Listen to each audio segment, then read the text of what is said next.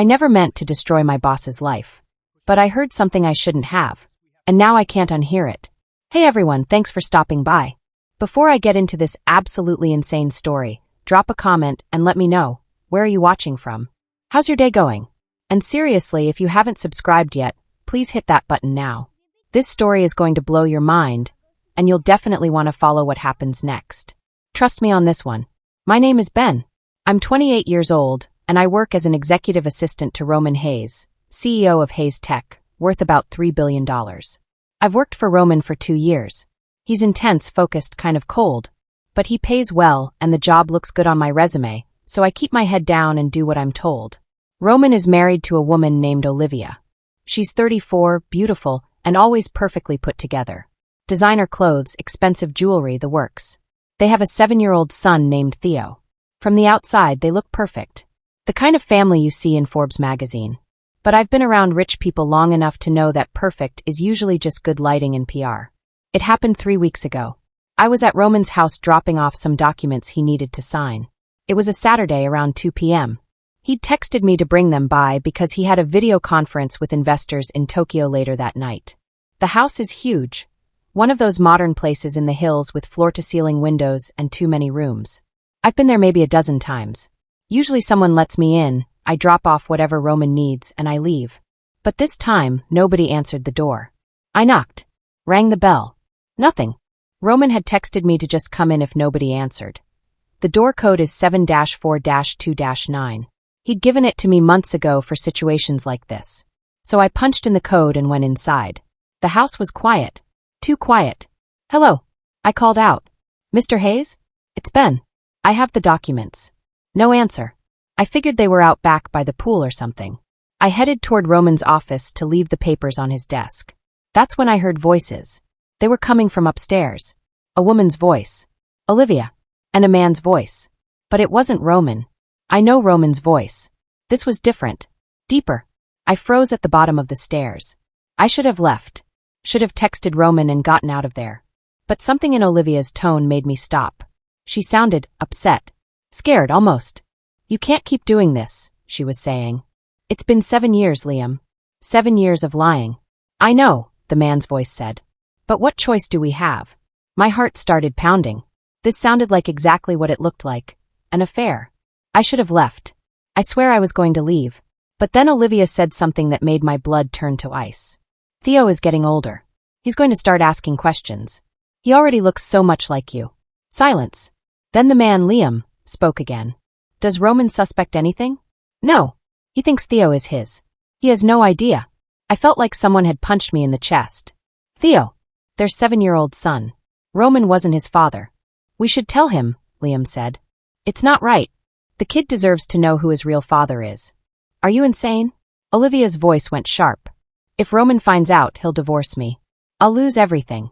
The house, the money, the lifestyle, everything. So you're just going to keep lying to him? To Theo? Forever? As long as I have to. Roman can never know the truth. I stood there, clutching those stupid documents, feeling like the floor was falling out from under me. My boss, my cold, calculating, emotionally distant boss, had been raising another man's child for 7 years. And he had no idea. I don't know how long I stood there. Could have been seconds, could have been minutes. Finally, my brain kicked back in. I had to get out. I turned as quietly as I could and started back toward the door. That's when I bumped into a side table. The vase on top of it wobbled. I lunged to catch it, but I was too late. It crashed to the floor. The sound echoed through the whole house like a gunshot. Who's there? Olivia's voice, sharp with panic. I ran. Just bolted for the front door, yanked it open, and sprinted to my car. My hands were shaking so bad I could barely get the key in the ignition. As I pulled out of the driveway, I saw Olivia appear in the doorway, looking around frantically. I don't think she saw my car. I hope she didn't. I drove home in a daze. My mind was spinning. What was I supposed to do with this information? Tell Roman? That would destroy his marriage. Destroy his family. Destroy him. Stay quiet. Let him keep living a lie. Raising a kid who wasn't even his? Either way, I was screwed. If I told him, I'd be the messenger who got shot. Roman would probably fire me just for being involved. If I stayed quiet, I'd have to look him in the eye every day knowing the truth. I spent the whole weekend in my apartment, barely eating, barely sleeping. My phone kept buzzing with work emails. Roman wanted to know where the documents were. I texted back some excuse about a family emergency. Said I'd bring them Monday. But Monday came, and I still had no idea what to do. I showed up at the office at 8 a.m. with those documents, my stomach in knots. Roman's assistant told me he was in his office. Wanted to see me right away. I knocked on his door. "Come in," his voice called. I walked in and found him sitting at his desk, looking at his computer screen. He didn't look up. "You're late with these," he said, tapping the desk. "I know. I'm sorry. Family emergency." "Fine. Leave them there." I put the documents down. I should have left. Should have walked out and pretended I'd never heard anything. But as I turned to go, Roman said something that stopped me cold. "Ben, close the door." I froze. "I need to ask you something," he said, finally looking up at me.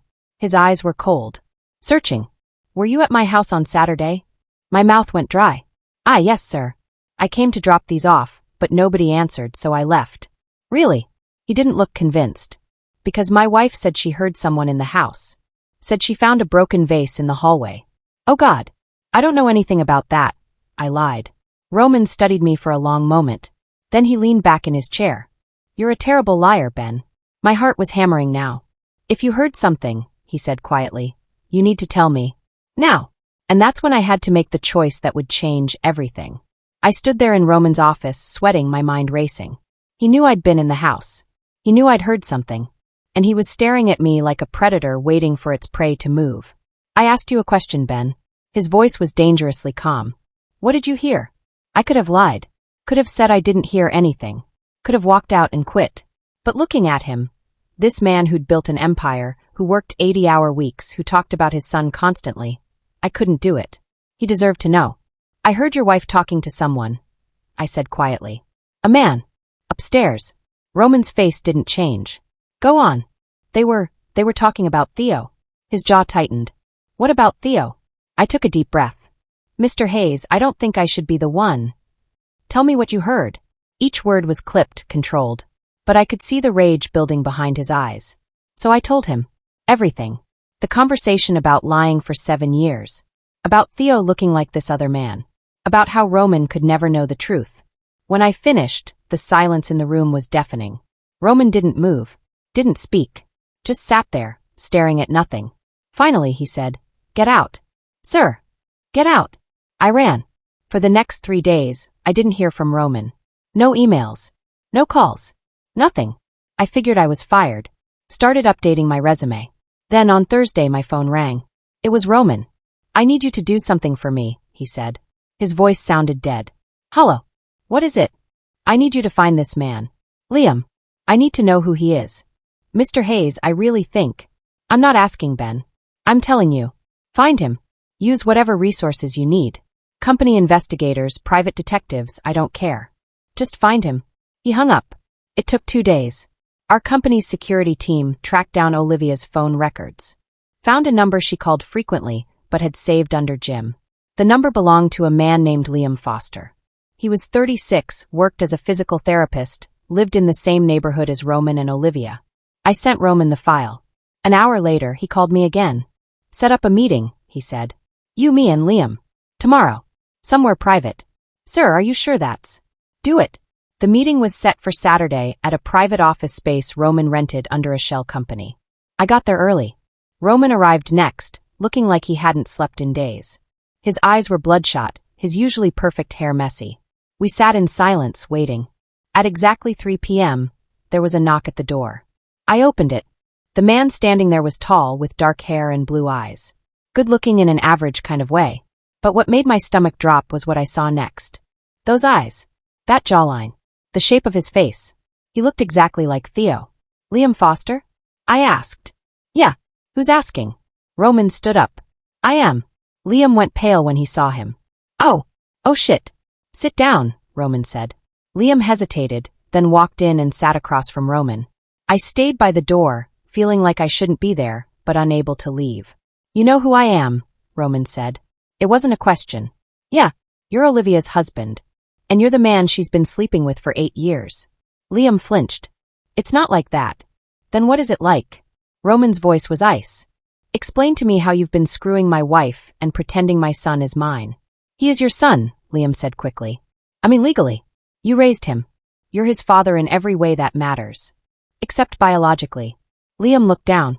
Yeah, except that. How long have you known? Since before he was born. Roman's fist slammed on the table so hard I jumped. You've known for 7 years that I was raising your kid, and you said nothing? What was I supposed to do? Liam shot back. Olivia made her choice. She chose you. She chose the money, the lifestyle, the security. I was just the guy she was with before she met you. Before? Roman's voice dropped to a whisper. She was with you before me? Liam went quiet. Answer me.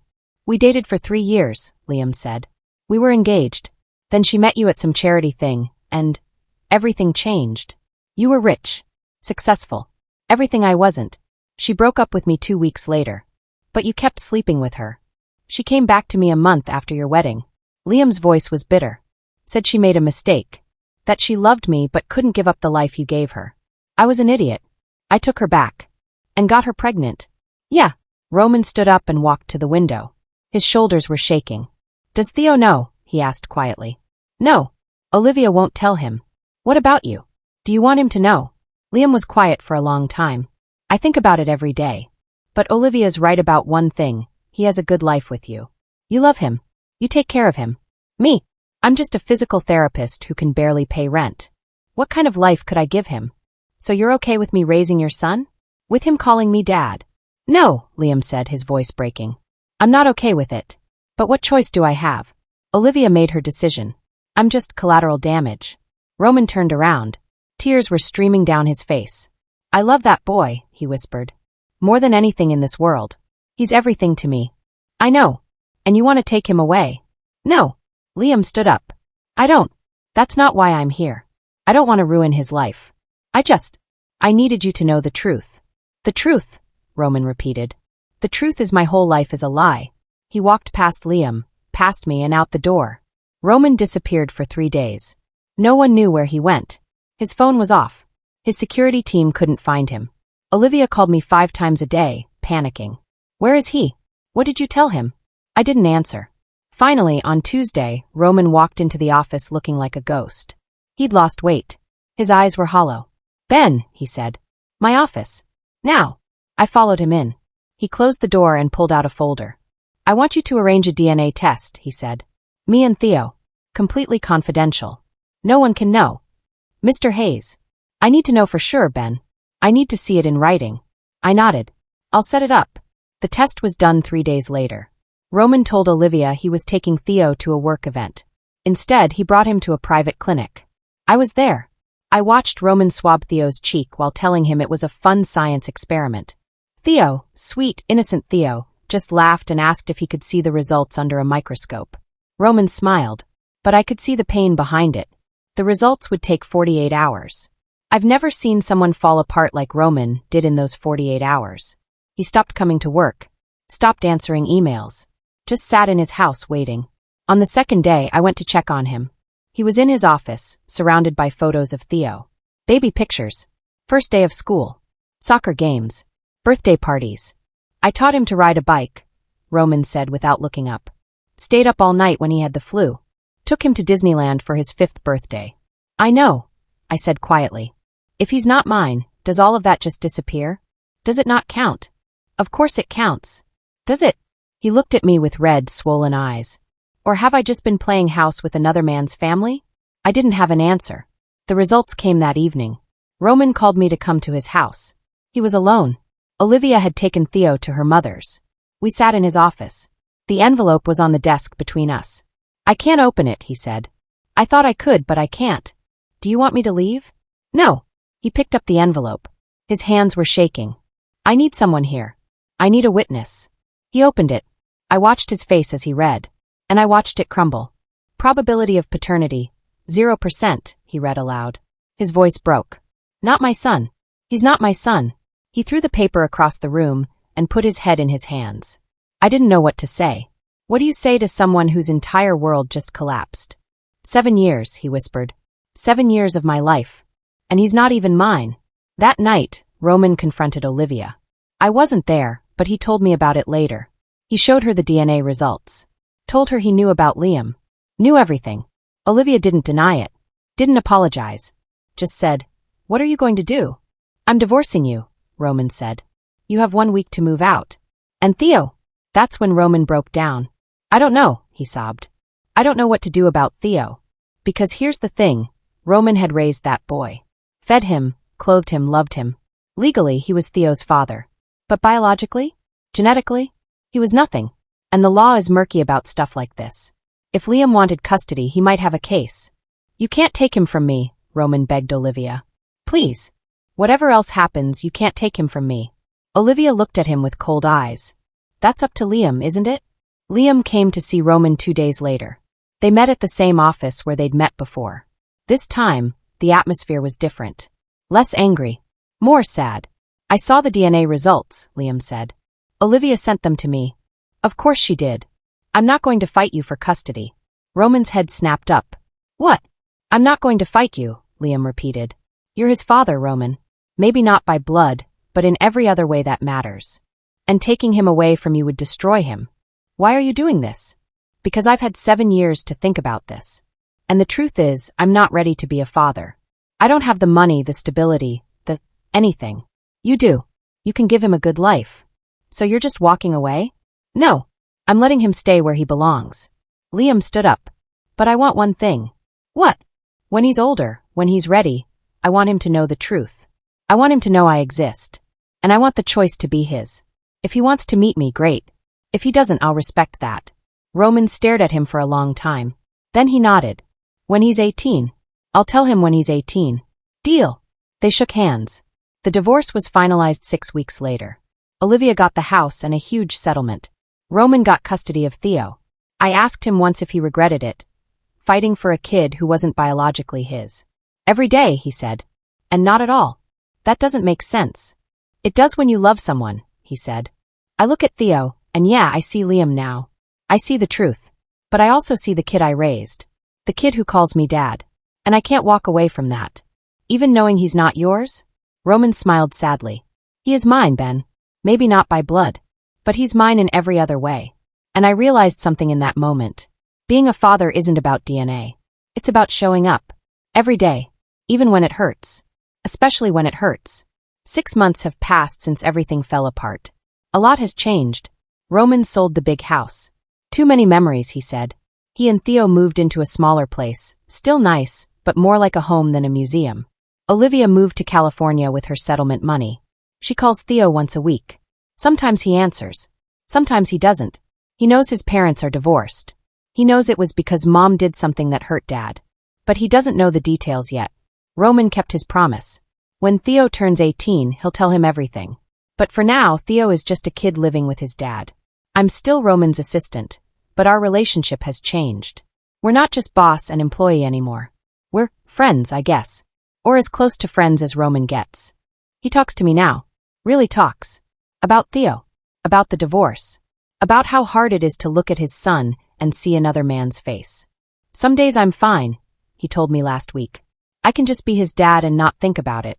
Other days, Theo will laugh a certain way or make a certain face, and I'll see Liam. And it's like getting punched in the chest all over again." "Do you ever regret fighting for custody?" I asked. "Never." He said it without hesitation. "Theo is the best thing that ever happened to me. DNA test or not. The weirdest part? Liam and Roman kind of became, not friends exactly, but something. They meet once a month for coffee. Roman shows Liam pictures of Theo. Updates on school, soccer, life. Liam listens. Says thank you. Doesn't push for more. "It's strange," Roman admitted. "Sitting across from the guy who slept with my wife, who's biologically the father of my son. But he's also the guy who gave up his legal rights so Theo could have stability. That's big of him." "Yeah, it is." One time, I asked Roman if he hated Liam. He thought about it for a long time. "I did at first," he said. "I wanted to destroy him. But now, I don't know. He made a mistake. Olivia made a mistake. And I'm raising the consequence of that mistake. But that consequence is Theo. And I can't hate the reason Theo exists. That's some next-level forgiveness right there. Theo is doing okay, all things considered. He misses his mom sometimes. Asks why she had to move so far away. Roman tells him it's complicated, and someday he'll understand. But mostly Theo is just a happy kid. He still plays soccer. Still loves Lego. Still runs to Roman when he gets home from school. Dad! Dad! Guess what happened today? And Roman scoops him up, listens to his stories, helps with homework. Being a dad. That's all. Last month, something happened that I think about a lot. Theo's school had a father-son science fair. Roman almost didn't go. He was having one of his bad days. One of those days where looking at Theo hurt too much. But Theo begged. Please, Dad. Everyone's bringing their dads. I need you. So Roman went. I went with him. He asked me to come for moral support. We got to the school, and there were all these dads with their sons, building volcanoes and solar systems and robots. Roman and Theo built a model of the solar system. Theo painted the planets. Roman helped with the structure. At one point, I watched Theo look up at Roman with complete adoration. You're the best dad ever, Theo said. Roman's eyes filled with tears. But he smiled. You're the best son ever. And in that moment, DNA didn't matter. Biology didn't matter. What mattered was that Theo had a dad who showed up, who helped him paint planets, who loved him unconditionally. That's what being a father is. As for me, I learned something from all this. Family isn't always about blood. Sometimes it's about choice. Roman chose Theo. Every single day, he chooses to be that kid's father. Even on the hard days. Even when it hurts. Even when he sees Liam's face in Theo's smile. He chooses love over pain. Connection over biology. And that's pretty incredible. I think about where things could have gone. If I hadn't overheard that conversation. If I hadn't told Roman the truth. Maybe he'd still be living a lie. Maybe he'd be happier not knowing. Or maybe the truth would have come out some other way, at some worse time. I don't know. What I do know is that Roman is a better man now than he was 6 months ago. He's more present. More real. More human. The billionaire CEO who used to treat emotions like weaknesses now cries openly when Theo makes him a Father's Day card. The guy who used to work 80-hour weeks now leaves the office at 5 p.m. to make it to soccer practice. He changed. And maybe that change cost him his marriage and his peace of mind. But it gave him something more important. A real relationship with his son. Last week, Roman pulled me aside. Thank you, he said. For what? For telling me the truth. I hated you for it at first. But you gave me a choice. Stay in the lie or face reality. And I chose reality. Was it worth it? He looked over at Theo, who was reading a book in Roman's office. Yeah, he said quietly. It was worth it. So here's what I learned from all this. The truth hurts. Sometimes it destroys everything. But lies hurt worse. They rot you from the inside out. Roman's life isn't perfect now. He's a divorced single dad raising a kid who isn't biologically his. But he's honest. He's present. He's real. And Theo has a father who chose him. Who fights for him every day. That's not nothing. That's everything. Sometimes the scariest thing isn't what you hear. It's what you do with what you heard. I could have stayed silent. Could have let Roman live in ignorance. But I didn't. And yeah, it destroyed his world. But it also gave him a chance to build something better. Something real. Something that matters. Thank you for listening to my story. Please subscribe if you haven't already. Share this if it helped you. And remember, you are not alone. Take care of yourselves. And never stop running toward the light.